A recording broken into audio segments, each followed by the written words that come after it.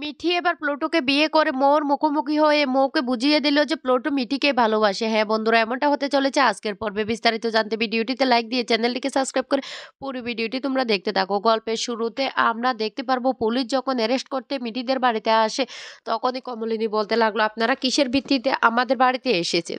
Police officer তখন বলতে লাগলো, আপনাদের নামে কমপ্লেন করেছে, আর কমপ্লেন করেছে ভদ্রমহিলা অনন্যা। এই কথাটা বলতে তখন কমলিনী বলতে লাগলো, কি কি এমন প্রমাণ আছে? তখন পুলিশ অফিসার বলতে লাগলো, ওনার ছেলের মৃত্যুর পিছনে নাকি আপনাদেরই হাত, আপনারা প্ররোচনা দিয়েছেন, তাই ওই ওর ছেলে নাকি মারা গেছে। এ কথা বলতে তখন কমলিনী বলতে লাগলো, আমরা আমরা কিভাবে প্ররোচনা দেব? আমাদের সাথে তো ওদের দেখা সাক্ষাৎ হয় না। তাহলে?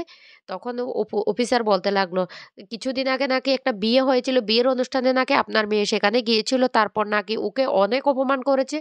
এই কথাটা বলতে মিঠি তখন বলতে লাগলো, হ্যাঁ, আমরা বিয়েতে গিয়েছিলাম। কারণ প্লুটো আমাকে ভালোবাসতো। তারপর আমার কাজিনকে বিয়ে করতে যায়। তখনই আমাদের সম্পর্কটা ভেঙে যায়। আর ওর বিয়ের আগের দিনই অনুষ্ঠানে আমাকে সে I love you বলেছিল। তখন আমি রিঅ্যাক্ট করেছিলাম। এই কথাটা বলতে তখন কুচি বলতে লাগলো, অফিসার আপনারা তো দেখতেই পাচ্ছেন আমাদের মেয়েটা এমনিতে মানসিকভাবে সুস্থ নেই। কি অবস্থা হয়েছে আপনারা তো দেখতে পেয়েছেন। তার উপরে এভাবে ওকে আর জোর করবেন না। কমলিনী তখন বলতে লাগলো, শুনুন অফিসার, আপনাদের কাছে তেমন কোনো প্রমাণ নেই। তখনই বড় ঠাম্মি বলতে লাগলো, অফিসার আপনাদেরকেও তো আমি বলতে পারি যে আপনারা এখানে এসে আমার উপর মানসিক চাপ সৃষ্টি করেছেন। আপনাদের কাছে কি কোনো প্রমাণ থাকবে এই কথাটার? তখন অফিসার বলতে লাগলো, শুনুন, আমাদের কাছে যেহেতু ভদ্রমহিলা এসে কমপ্লেন করেছে, তা আমাদের ডিউটি তো আমাদেরকে পালন করতে হবে। তখনই সেখানে চলে আসে মিটিল আর নতুনকে দেখে বর্ষা তখন বলতে লাগলো, দেখো দেখো নতুন কাকু চলে এসেছে। মা নিশ্চয়ই আগে থেকে জানতো বাড়িতে পুলিশ আসবে, সেই তো জন্য নতুন কাকুকে বলে দিয়েছে। এই কথাটা বলতে তখন নতুন বলতে লাগলো, সেটা যদি হতো তো তাহলে আমরা আগে থেকে প্রিপারেশন নিয়ে রাখতাম, কিন্তু সেটা তো হয়নি। আমি একটা কাজে বেরিয়েছিলাম আর হঠাৎ করে ফোন আসে আর আমি সেখানে থেকে ছুটে আসি এখানে। তখন মিটিল বলতে লাগলো, নতুন কাকু তোমার তো এত দরকার নেই কারোর প্রশ্নের উত্তর দেওয়া, দরকার নেই তো। বর্ষা তখন বলতে লাগলো, দেখো রুদ্র, তোমার মাকে এবার দেখো, তোমার মাকে দেখে না আমি দিন দিন অবাক হয়ে যাচ্ছি। আমার ভিতরে একটা আতঙ্ক সৃষ্টি হচ্ছে। আমি না আগে এরকম যদি কিছু মায়ের কথা মনে পড়তো তখন আমার মায়ের মুখটা আমার চোখের সামনে ভেসে উঠতো। আর এখন এখন দেখো আমার মায়ের মুখ তো আমার মুখ চোখের সামনে ভেসে উঠে না। আর আমার বারবার অদ্ভুত লাগে তোমার মায়ের এই অদ্ভুত আচরণগুলি দেখে। এবার বুবলা তখন বলতে লাগলো, ছি মা ছি, তোমার থেকে মিটি যে আর কি শিক্ষা পাবে সেটাই আমি বুঝতে পারছি না। তখন বড়টা আমি বলতে লাগলো, শুনো মেয়ে, তোমার সাথে না আমি কোনো কথা বলতে চাই না, তবে একটা কথা বুবলাই তোকে বলি, তুই তোর মাকে চিনলি না। তোর মাকে তুই চিনলি না, তুই না হলে এত বড় বড় কথা বলতি না। আজকে তোর মায়ের জন্য এ বাড়িতে পুলিশ এসেছে তুই বলছিস, কিন্তু কেন এসেছে তুই সেটা জানিস না। আর তুই যদি সত্যি যদি তোর মায়ের ছেলে হতি তাহলে তুই আজকে প্রতিবাদ করতি, তুই এইভাবে বউর পক্ষ হয়ে কথা বলতি না। বুবলাই তখন বলতে লাগলো, বড় ঠাম্মি তুমি তো মায়ের পক্ষ হয়ে কথা বলবে, কারণ মা তোমাকে এ বাড়িতে থাকতে দিয়েছে। তখন বলতে লাগলো, শুন, আমি তোর মায়ের পক্ষ হয়ে কথা বলছি এই কারণে নয়, কারণ তুই বলছিস যে তোর মা আমাকে এ বাড়িতে থাকতে দিয়েছে, কিন্তু তা না। আমি তোর মাটা কিরকম সেটা আমি বেশ ভালো করে জানি, বুঝতে পারছিস? এইদিকে কমলিনীর শাশুড়ি বলতে লাগলো, ছি ছি ছি ছি ছি, পাড়াতে আর মুখ দেখানো যাবে না। এবার সবাই জিজ্ঞেস করবে বাড়িতে পুলিশ কেন এসেছে, পুলিশ কেন এসেছে।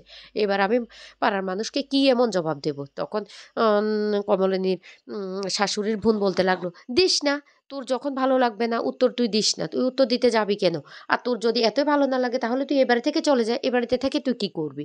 এদিকে নতুন তখন বলতে লাগলো, শুনুন অফিসার, আপনারা কিসের ভিত্তিতে এখানে চলে এসেছেন? তখন বলতে লাগলো, একজন ভদ্রমহিলা নাকি কমপ্লেন করেছে যে ওনার ছেলের মৃত্যুর পিছনে নাকি ওদের দুজনের হাত, সেই জন্য আমি এসেছি, কারণ আমাদের কাজটা তো আমাদেরকে করতে হবে, দুই পক্ষকে একসাথে বসিয়ে মীমাংসাটা তো করতে হবে।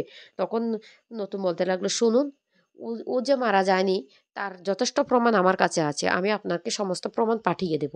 এই কথা বলার পর সাথে সাথে অফিসার তখন বলতে লাগলো, ঠিক আছে, তাহলে আপনি আমাকে প্রমাণগুলো পাঠিয়ে দিয়ে। আর আমি একটা কথা বলে রাখি, আমরা এখন যাচ্ছি, ওই মহিলা কিন্তু যে সাংঘাতিক আমাদের কাছে আবারও আসবে। এই কথাটা বলতে তখন অফিসার সেখান থেকে চলে যায়। এদিকে নতুন মিঠিকে বলতে লাগলো, মিঠি মিঠি চল, তাহলে এবার আমি তোকে নিয়ে চলে যাই। এই বলে মিঠিকে নিয়ে নতুন চলে যায় আর বলতে লাগলো, তোর আর প্লটুর না আমি বিয়ে দেবো, আমি নিজে দাঁড়িয়ে থেকে মন্দিরে বিয়ে দেবো। এই বলে প্লটুকে আর মিঠিকে নিজে দাঁড়িয়ে থেকে মন্দিরে বিয়ে দেবে। মিঠি তখন বলতে লাগলো, নতুন কাকু তুমি আমার একটা অনুরোধ রাখবে? তখন বলতে লাগলো, কি কি অনুরোধ রাখবো তুই সেটা বল। তখন বলতে লাগলো, তুমি আমার একটা অনুরোধ রাখবে, আমি না প্লটুকে নিয়ে আমি মোর মুখোমুখি হতে চাই। তখনই নতুন কাকু বলতে লাগলো, কেন রে মিঠি, কেন? মিঠিল তখন বলতে লাগলো, নতুন কাকু ও যা চাইছে তা করতে দাও না। প্লটু তখন বলতে লাগলো, দরকার নেই মিঠি, কেন মোর মুখোমুখি হতে যাবি কেন?"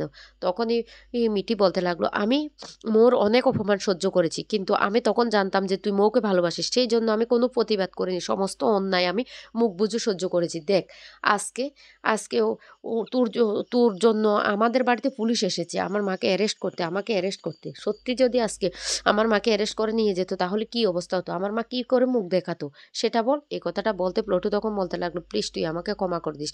তখন মিঠি বলতে লাগলো, "আমি সব কিছু সহ্য করেছি মোর দিকে তাকিয়ে, কারণ মৌ আমার বোন, তাই আমি ভেবেছি তুই মৌকে প্রচণ্ড ভালোবাসিস। তোদের উপর মেলামেশা দেখে না আমার কিন্তু তাই মনে হতো, কিন্তু সত্যি যে তুই আমাকে ভালোবাসতিস সেটা কিন্তু আমি বুঝতে পারিনি। আমারও ভুল ছিল, আমি বলছি না যে আমার ভুল নেই, আমারও ভুল ছিল, কিন্তু তারপরও আমি না মোর দিকে তাকিয়ে সব কিছু সহ্য করেছিলাম। আমি একবারও নিজে থেকে তোর কোনো কথা শুনতে চাইনি, তুই কিন্তু বারবার আমাকে বলার চেষ্টা করেছিলি, কিন্তু আমি ভেবেছি তুই মৌকে ভালোবাসিস, তাহলে আমার সাথে কিসের কথা?"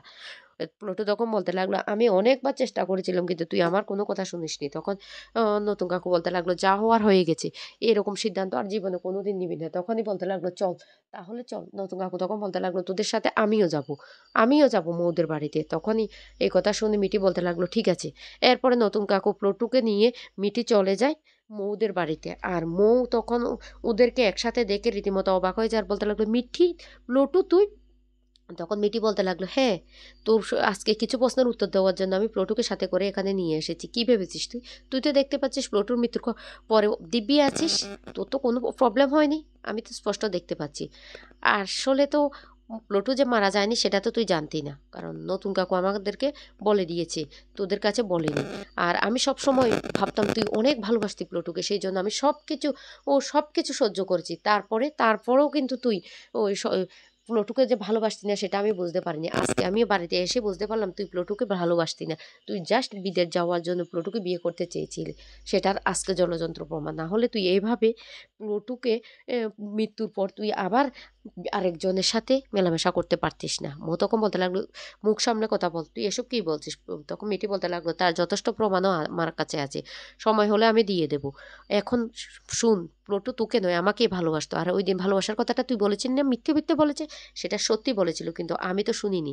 আমি শুনিনি কারণ তোকে ভালোবাসে, তুই আমার বোন। সেজন্য আমি ওর কথাটা না শুনে রিয়েক্ট করে ওকে অনেক অপমান করেছি। সেই জন্য ও অভিমান করে সবকিছু ছেড়ে চলে যেতে চেয়েছে। কারণ আমি ওর কোনো কথাই শুনিনি। আজকে আমি বুঝতে পারলাম আমি কত বড় ভুল করলাম। তাই তোকে উচিত শিক্ষাটা দিতে এসেছি।" লটু তখন বলতে লাগলো, মৌ তুই এই কাজটা করতে পারলি? আমি জানতাম তুই আমাকে কোনোদিন ভালোবাসতে পারিস না। তুই আমাকে সবসময় ব্যবহার করার চেষ্টা করতি। আমি বারবার আমার মাকেও বোঝানোর চেষ্টা করেছি, কিন্তু আমার মা কোনোদিন আমার কথা শুনেনি। সেই জন্য আমার মায়ের উপরও আমার অনেকটা অভিমান হয়েছিল। তাই তো আমি আমার মাকে ছেড়ে চলে যাওয়ার সিদ্ধান্ত নিয়েছিলাম। আমার মা বুঝতেই পারেনি মিঠি আর মৌর মধ্যে মিঠি যে সত্যিকারে আমাকে ভালোবাসে সেটা আমার মা বুঝতে পারেনি। আমার মা তোর ভালোবাসাটা, তোর ফেক ভালোবাসাটাকে সত্যি করে মেনে নিয়েছে। তখন মৌ বলতে লাগলো, "বিশ্বাস কর প্লটু, আমি তোকে ভালোবাসি, আমি তোকে ভালোবাসি মেও।" তখন প্লটু বলতে লাগলো, "আমার বোঝা হয়ে গেছে, আমার আর বোঝার বাকি নেই। আমি না সব কিছু বুঝে গেছি। এবার তুই তোর পথ দেখ, আমি আমার পথ দেখবো।" তখন মৌ দৌড়ে এসে প্লটুকে ধরে বলতে লাগলো, "প্লটু প্লিজ তুই এভাবে আমাকে অস্বীকার করতে পারিস না। আমি কিন্তু মামলা করব।" তখনই নতুন কাকু বলতে লাগলো, "মামলা করবে? হ্যাঁ করো, কতদূর যেতে পারো আমিও দেখে নেব।